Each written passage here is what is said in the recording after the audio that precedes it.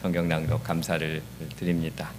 요즘 이제 세계적으로 이상기온 현상이 지금 일어나고 있고요. 그래서 이 베이 지역도, 특히 저희가 사는 지역도 이제 여름에 굉장히 더워졌습니다. 점점 이제 폭염에 우리가 시달리게 되는데, 또 아이러니컬하게는 이런 무더운 날씨에 감기 걸린 분들도 참 많이 보게 됩니다. 이제 이렇게 이상기온이 일어날 때 온도 조절을 이제 잘 못하게 되면 이제 몸에 이상이 오게 되죠. 이렇게 이제 육신의 감기에 걸린 것처럼 또 영적으로도 또 침체되고 또 몸살을 그런 앓는 경우도 있습니다. 그러니까 오늘 본문에 나오는 엘리야처럼 참 영혼의 깜깜한 밤을 그렇게 지나는 경우도 있습니다.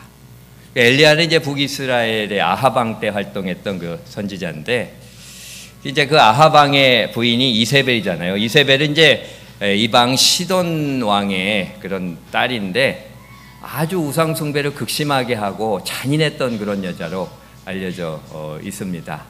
그래서 이제 남편을 사주해 가지고 바알과 아세라 우상 숭배를 이제 북이스라엘이 하게 하고, 또 하나님 믿는 사람들을 이렇게 핍박하고 그렇게 이제 잔인하게 죽이는 그런 일들을 했습니다. 그러니까 강력한 우상 숭배와 또 공포 정치로 이세벨은 이제 남편보다 더 막강한 그런 공포의 통치자로 그렇게 군림을 하고 있었습니다. 이처럼 이제 어떻게 보면 아내가 남편보다 더 힘이 세고 무서운 경우도 있습니다. 그래서 예전부터 그런 게 있었던 것 같아요. 그 엄처시하라는 그런 이제 성어가 있는 것도 보면 참 무서운 아내들이 또 있었던 것 같습니다. 예전에 어떤 판관이 이제 참 공처가라 소문이 나는데 아내를 엄청 무서워하는 거로 알려져 있었는데, 그런데 이제 다른 사령들도 그렇게 아내를 무서워하는지 좀 알아보려고 다 모아놓고 하루는 이제 아내를 무서워하는 사람은 왼쪽으로 가고 그렇지 않은 사람은 그 자리에 남아있으라, 그렇게 하니까 그냥 사람들이 우르르르 다 왼쪽으로 가더래요. 그리고 한 사람만 딱 남아있길래, 아니 자네는 아내가 무섭지 않은가? 그랬더니, 저 실은요 저희 집사람이 뭐 사람 많이 가는 곳에는 가지 말라고 그래가지고요 그랬다고 이제 얘기를 하는데, 이 무시무시한 무서운 아내분들이 또 예전부터 지금까지 또 있는 것 같습니다. 참 이세벨이요 이렇게 참 무시무시한 이게 공포 통치를 하는 상황 속에서 엘리야가 그렇게 활동을 하게 되는데, 사실 이제 엘리야는요 이 19장 앞장의 18장에서 그 승리의 환호를 맛봅니다. 갈멜산에서 바알의 선지자 450, 아세라 선지자 400명 해서 850명과 대결해서 이기잖아요. 그리고 이제 기손 시내가에서 다 그 선지자들, 이방 숭배 선지자들을 죽입니다. 그리고 나서 이제 기도해가지고 이스라엘의 죄로 인해서 비가 끊겼던 3년 반의 그 지긋지긋한 가뭄, 3년 반 동안 비가 안 온다고 생각해 보시기 바랍니다. 얼마나 힘들었겠어요. 요즘처럼 관계시설이 발달되지도 않고 그럴 때에 3년 반 비가 그쳤을 땐 거의 죽음입니다. 그게 얼마나 힘들었겠어요. 근데 그거를 그냥 기도함으로 그렇게 끝나고 해갈시키는 그런 이제 감격을 그렇게 누렸습니다. 그러니까 엘리야는요 우상 숭배 선지자들을 다 이기고 가뭄도 끝났고, 이제 하나님께서 아합과 이세벨의 세력도 꺾어주시고 참 하나님의 백성들이 하나님 마음껏 믿게 하는 해방의 시대가 올 것을 기대했을 수도 있었습니다. 그런데 상황이 그렇게 펼쳐지질 않는 거예요. 참 그 하나님의 역사가 이제 일어나리라고 곧 기대를 하고 참 그렇게 생각하고 바랬는데, 정반대의 일이 일어나요. 이세벨하고 아합의 세력은 건재하고 이세벨이 오히려 그냥 엘리야를 그렇게 이제 죽이겠다, 그렇게 살해 위협을 그렇게 하게 되죠. 아합이 이제 엘리야가 그 모든 선지자들을 칼로 죽인 것을 이야기하니까 이세벨이 사신을 보내서 내가 내일 이맘때에는 반드시 내 생명을 저 사람들 하나 한 사람의 생명과 같게 하리라. 그렇게 하지 아니하면 신들이 내게 벌이의 벌을 내림이 마땅하니라. 굉장히 잔인하게 사람을 죽였던 그런 이세벨이 죽인다고 그러면 죽이는 거 아니겠습니까? 누가 나를 죽인다고 그렇게 그 살해 협박을 하는 편지를 보내고 텍스트를 보내면 얼마나 무섭겠습니까? 모르는 사람이 그렇게 하는데 참 이 나라를 공포 통치하면서 그 권력을 가지고 수많은 사람을 죽였던 그 잔인한 이세벨이 너를 죽이겠다고 그렇게 얘기할 때 얼마나 그렇게 두려움이 생기겠습니까? 그러니까 이제 그냥 극도의 공포에 빠지게 되는 겁니다. 그 엘리야는 자신이 기대한 대로 되지 않고 오히려 이세벨의 살해 위협을 받게 되니까 그냥 크게 두려워하고 좌절하는, 그냥 영적 침체에 빠져들게 됩니다. 우리가 생각한 대로 이렇게 상황이 펼쳐지지 않고 힘든 상황을 맞이하게 되면 우리 이렇게 슬럼프에 들어가게 돼 있습니다. 영적으로 부진하게 돼 있죠. 지난주에 이제 하나님께 감사라, 그 인자하심이 영원함이로다, 그 말씀을 이제 듣고 그냥 하나님의 인자하심만 그냥 늘 묵상하면서 늘 감사하고 살아야지, 늘 감사하며 나는 살리라, 그냥 입술로 그 고백을 하고 마음으로 결심을 그렇게 했는데, 근데 그냥 상황이 자꾸 힘든 일만 일어나고 어려운 일만 펼쳐지면 참 힘듭니다. 그럼 이제 감사의 그런 결심과 고백은 무색하게 더 그렇게 힘든 마음 상태로 빠져들 수가 있는 거죠. 기독교 심리학자이고 저자인 제임스 dobs는요, 기독교인들을 상대로 슬럼프에 빠지는 이유를 물어봤습니다. 그랬더니 제일 많은 사람이 대답한 게 일이 생각대로 풀리지 않을 때라는 거예요. 두 번째는 뭐 사람들과의 갈등, 가정불화, 재정적인 어려움, 육신의 질병, 뭐 소외감이나 외로움이나 이런 감정적인 어려움, 이런 것들이 있는데, 기대한 대로 생각한 대로 일이 펼쳐지지 않을 때 사람이 실망하고요, 기독교인들이 영적 침체에 빠지고 참 어디론가 훌쩍 떠나고 싶은 심정이 들 수 있습니다. 천하의 선지자 엘리야도요, 이런 증상을 보이고 있습니다. 자신이 사명을 감당하던 북이스라엘을 떠나서 남유다 가운데서도 그냥 최남단인 부엘세바로 떠납니다. 그러니까 우리 한반도를 이제 백두에서 한라까지라고 그러잖아요. 그 이스라엘도 단에서 부엘세바 이렇게 얘기합니다. 그러니까 단이 최북단이고 부엘세바가 최남단입니다. 거기까지 그냥 북이스라엘에서 그냥 도망을 가버린 거예요. 떠나버린 겁니다. 물론 이제 이세벨의 위협이 무서워서 도망가 버리기도 한 것이지만, 그러나 심한 좌절 가운데 사람들을 보기 싫고 그냥 떠나버린 겁니다. 그래서 데리고 온 사안을 이제 머물게 하고 자신은 광야로 그렇게 하룻길을 더 들어갑니다. 영적 침체에 빠지면 나타나는 대표적인 증상이 대인관계 이상입니다. 사람이 싫어지고 만나는 것이 겁이 나기도 합니다. 마음에 불안이 생기면서 자신감을 그렇게 상실하게 됩니다. 어떨 때는 이제 분노감이 막 치밀어 오르잖아요. 그러니까 얼굴이 막 굳어지고 말이 좋게 안 나옵니다. 그래야지 그냥 무슨 말을 해도 감정이 섞인 말이 나고 삐딱하고 찌르는 말을 그렇게 하게 되는데, 이게 영적 침체예요. 영적으로 불안정하다는 것을 보여주는 증거입니다.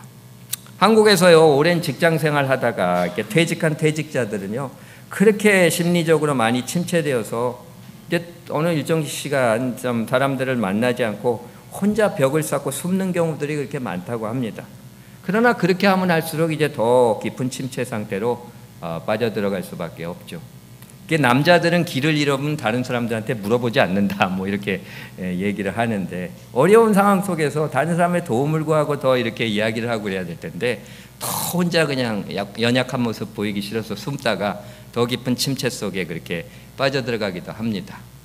그리고 이제 그 영적인 그런 활동이 약해지고 중단됩니다. 예배도 시들시들해지고, 예배 드리면서도 그냥 퍽퍽한 모래밭에 앉아가지고 캔신이 그냥 예배드리다 돌아가는 것 같기도 하고, 그렇게 나가던 교회 모임이나 활동도 또 중단하고, 이렇게 영적으로 그렇게 시들해지는 그런 일들이 이제 나타나게 됩니다.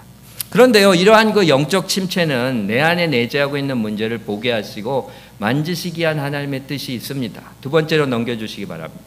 상황으로의 영적 침체가 일어나지만 또한 내 안에 내면에 이러한 그 불규칙한 영적인 모습들, 또 이렇게 다운되는 이런 것들을 일으키고 악화시키는 그 어떤 것이 있을 수가 있습니다. 뭐 상황 때문에 그래요, 사람 때문에 그래요. 그렇지만 실제적으로는 내 안에 어떤 무거운 납덩어리 같은 그런 문제가 뭉클하게 그렇게 들어있을 수가 있습니다. 이제 영적 침체는요, 그러한 진짜 원인을 외적으로 드러내게 하고 치유해서 온전해질 수 있도록 하는 하나님이 뜻하신 바가 있고, 그래서 우리에게 영혼의 보함을 허락하실 때가 있습니다.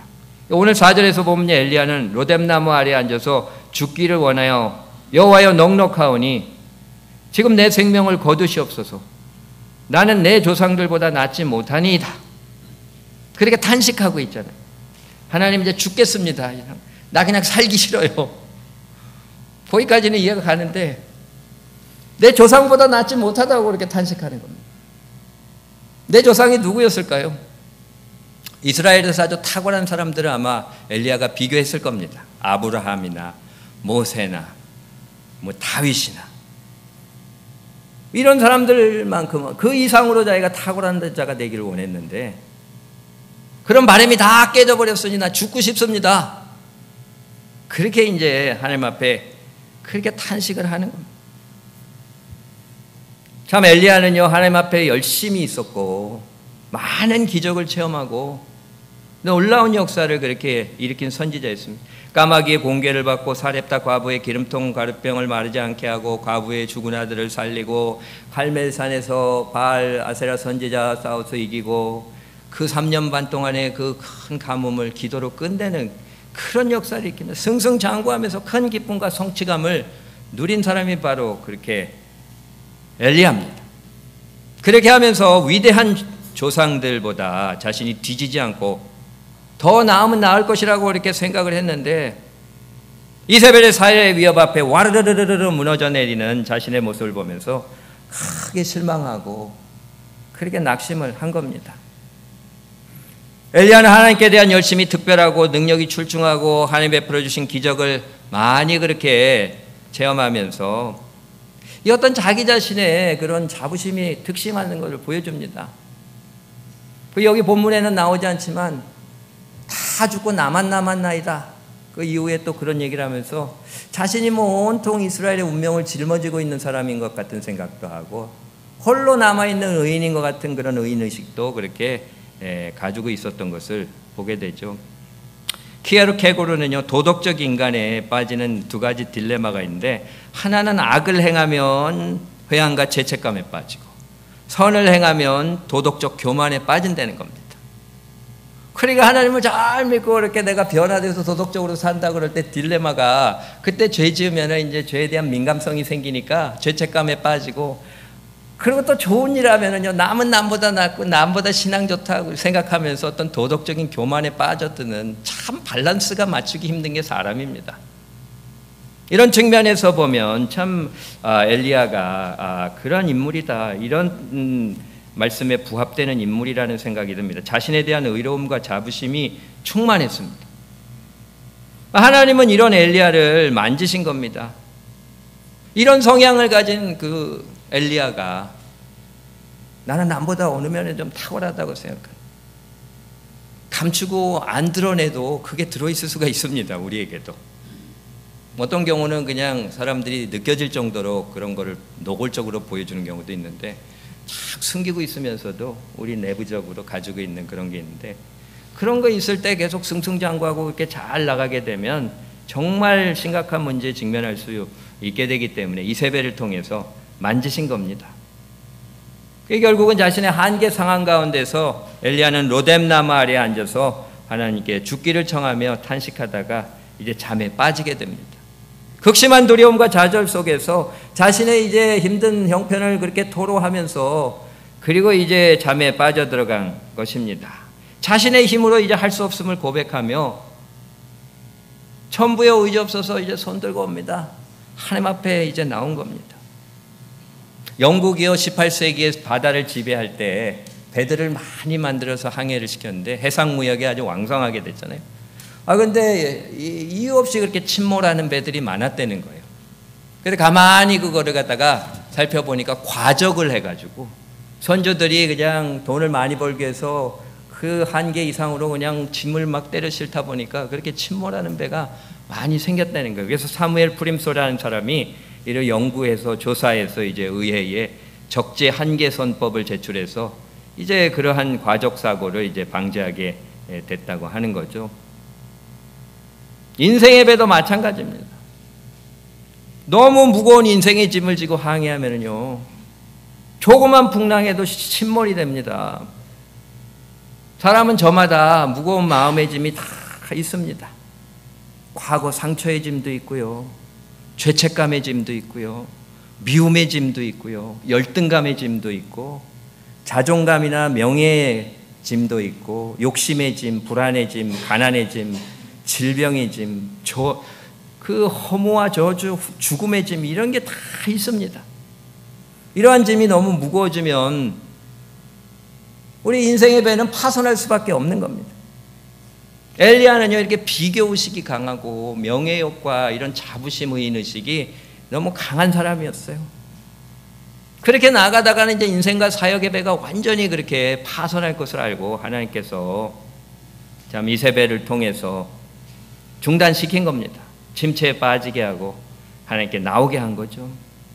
남쪽 광야로 내려온 그를 로뎀나무 아래에서 천사를 보내서 하나님이 만나 주십니다. 세 번째로 넘겨주시면 하나님은요 로뎀나무 아래에서 만나 주시고 쉬게 하시고 힘을 주셔서 새롭게 세워주십니다. 하나님 엘리야에게 말씀하는 거예요. 엘리야야, 이제 너 잘했다.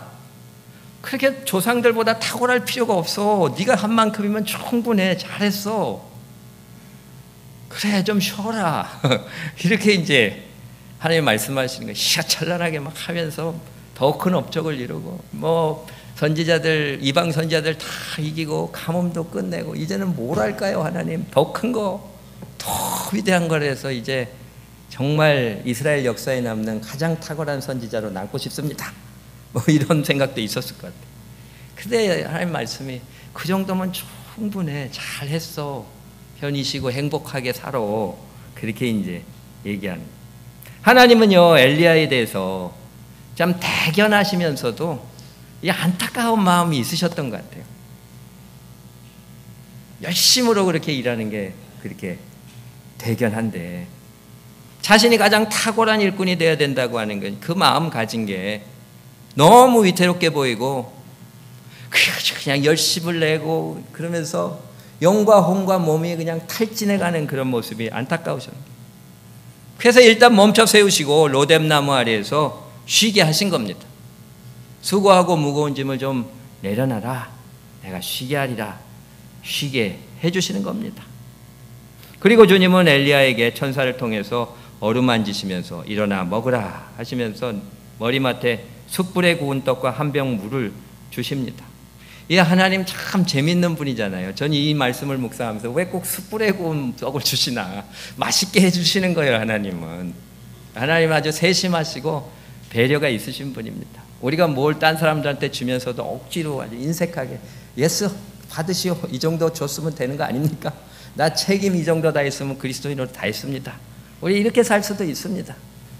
나에게는 그냥 엄청나게 풍성하게 그렇게 하면서 하나님께나 사람들에게는 그렇게 딱 인색하게 맛도 없이 그냥 그렇게 할 수도 있는데 하나님은 그냥 풍성하게 해주시고 가장 맛있게 숯불에 구워가지고 다 이렇게 해서 한 병 물하고 취할까봐 또 이렇게 잘 넘어가도록 물까지 주시면서 먹게 하시잖아요.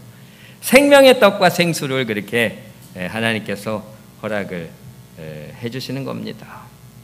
지금 엘리야가 탈진 상태에 빠져서 힘이 하나도 없는데 이제 그런 엘리야에게 하나님은 참된 힘을 주시는 떡과 물을 주시는 겁니다. 그 참된 떡과 물을 우리가 먹고 마셔야 됩니다. 할렐루야. 사람이요 타락한 게 왜 타락했습니까? 하나님이 먹지 말라고 하는 선악과를 따먹은 거 아닙니까? 근데 그 따먹은 행위는요 사실 하나님의 말씀을 버린 겁니다. 하나님이 따먹지 말라고 그러는데 왜 안 따먹습니까? 하나님이 하라고 그러시는 거 알고 해야 되고 하지 말라고 그러는 거 하지 말아야 되는데 분명히 성경에 나와 있는데 성령을 통해서 말씀하시는데 그거 안 하는 것이 하나님의 말씀을 버린 겁니다. 선악과를 따먹는 거예요. 그렇게 할 때에 죄 가운데 고통당하고 무기력하게 살다가 죽게 되는 겁니다. 말씀이 없고 말씀대로 살지 않을 때 잘 살고 좀 뭔가 이루어지는 것 같고 번성하는 것 같아도 결국 시들어질 수밖에 없습니다. 하나님의 말씀을 즐거워하고 말씀대로 사는 사람은 사시사철 열매를 맺으며 잎사귀가 마르지 아니하고 풍성합니다. 봄이 되는, 여름이 찌는 여름이 되든 낙엽이 지는 가을이 되든 추운 찬바람이 부는 겨울이 되든 항상 견디면서 청청한 인생으로 살아가는데 말씀 없이 사는 인생은 한 철 제대로 잘 사는 것 같다가 끝입니다. 한 철에 그냥 시들어버리는 그런 인생이 되는 겁니다. 엘리야는 사역하는데 집중하느라 하나님의 말씀에 그런 떡을 제대로 먹지 못했을 수 있습니다. 사역이 점점 커지면서 더 그냥 사람들의 칭찬도 커지고 그러면서 사역을 더 잘해야지 열심히 해야지 그러면서 하나님의 말씀을 받아먹는 일을 수없이 건너뛰었을 수 있습니다.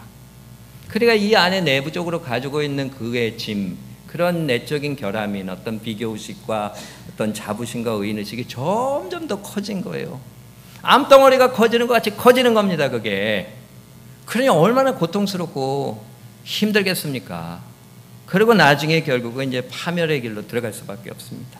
그걸 뭘로 해결하겠습니까? 살았고 운동력 있어 좌우에 날선 어떤 검보다 예리해서 혼과 영과 및 관절골수를 찔러 저에 가는 말씀만 해결할 수 있음을 믿으시길 바랍니다.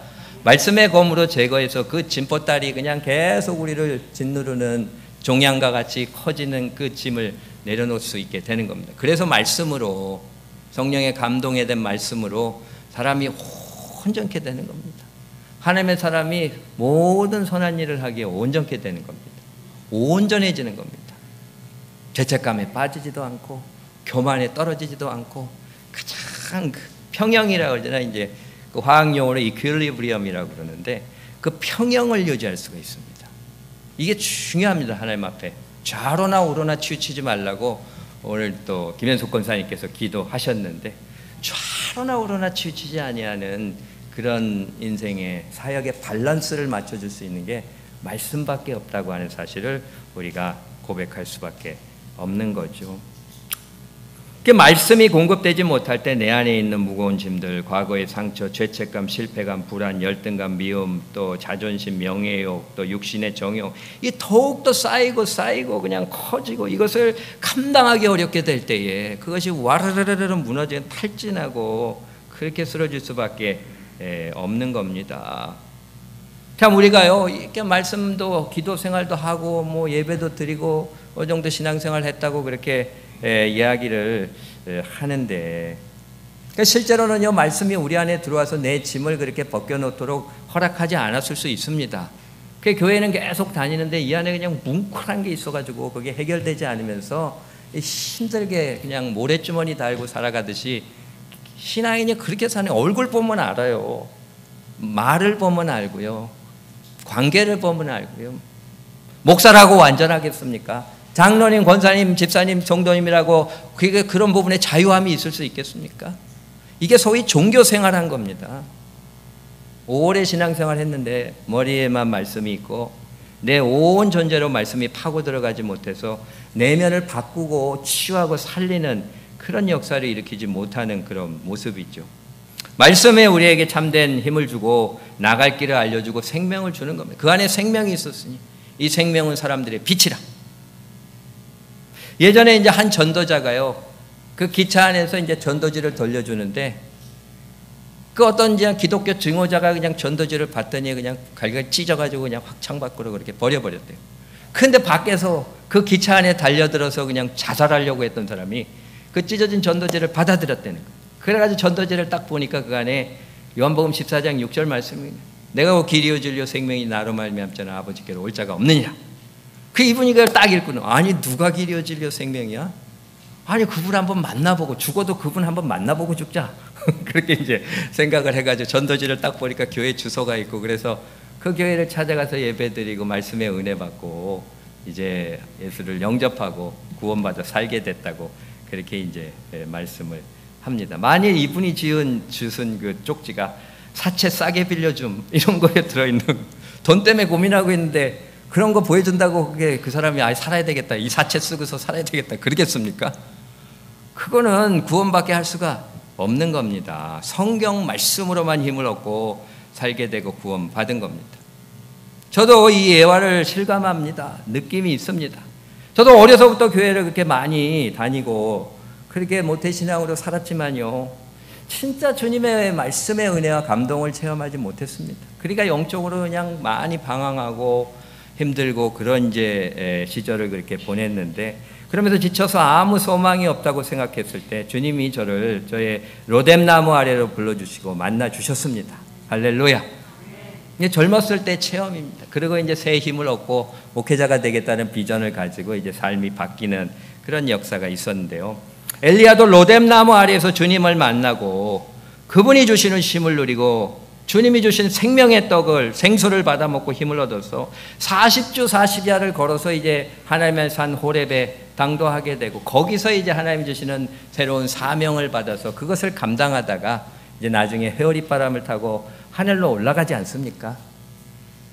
우리도요 어려움이나 환난을 당할 수가 있습니다. 그런 어려움 환난 가운데 참 예수 믿었는데 이게 뭔가 그러면서 영적으로 이렇게 참 다운되는 그런 상황을 우리가 맞이할 수도 있는데요. 근데 하나님은요 그런 상황 가운데 좀 묘한 계기를 주셔가지고 우리를 우리의 로뎀나무 아래로 들어가게 하시는 그런 역사가 있습니다. 그런 마음이 생기게 해주시는데 그때 나가야 됩니다. 그 기회를 놓치지 마시기 바랍니다. 하나님은 우리의 영적 침체의 어려움 가운데 나오라고 이렇게 부르실 때에 우리의 로뎀나무 아래로 나아갈 수 있게 되길 바랍니다. 그것이 바로 예수님이 계신 십자가입니다. 그곳에서 주님이 우리를 기다리십니다. 그리고 우리를 맞아주실 줄 믿습니다. 그리고 우리에게 쉼을 주시고 생명의 떡을 공급하셔서 이제 새 힘을 얻고 이제 우리의 관점과 이 꿈이 변화되어서 우리의 어떤 가치관과 이 우선순위와 이 꿈이 바뀌게 되면서 이제 새로운 삶을 주님을 위해서 살아내는 진정으로 행복하고 의미 있는 인생으로 변화되는 역사가 있게 되는 줄 믿습니다. 저는 우리 교회가 그런 로뎀나무 같은 교회가 되기를 소망합니다. 많은 교회 안팎에 공고한 분들이 나오셔서 참 예수를 제대로 만나게 되고 그 안에서 치유받게 되고 새로운 꿈을 받아서 주님을 위해서 신명나고 행복하게 살아가며 영원히 하나님과 동행하는 간증이 넘쳐나게 되기를 주님의 이름으로 축원합니다. 기도하시겠습니다. 사랑의 하나님, 우리가 어려움을 당하며 참 환난을 당할 때 영적으로 많이 다운되고 참 힘이 드는 때를 지나게 됩니다. 우리의 깊은 영혼의 밤을 체험하게 되는데 그때가 우리가 하나님이 우리를 부르시는 로뎀나무 아래로 들어가야 될 때인 줄 믿습니다. 힘을 내서 주님이 부르시는 그곳으로 갈 수 있도록 인도하여 주시옵소서. 성령께서 말씀하시는 대로 나의 로뎀나무가 어딘지 깨닫고 부르시는 그곳으로 나아가서 거기서 주님이 주시는 쉼을 얻고 생명의 떡을 얻어먹어서 이제 힘을 얻고 내 내적인 문제들로부터 놓여나서 이제 신명나게 은혜롭게 능력 있게 주님을 마음껏 섬기며 하나님을 기쁘시게 하는 인생들로 온전히 변화되는 회심의 역사, 신앙의 리뉴얼이 우리 가운데 은혜롭게 펼쳐질 수 있도록 축복에 축복을 더하여 주시옵소서. 하나님께서 온전히 허락해 주실 줄 믿고 감사드리며 우리에게 은혜를 허락하셔서 새롭게 일으켜 주시고 새로운 삶을 허락해 주시는 예수님의 이름으로 기도드렸습니다. 아멘.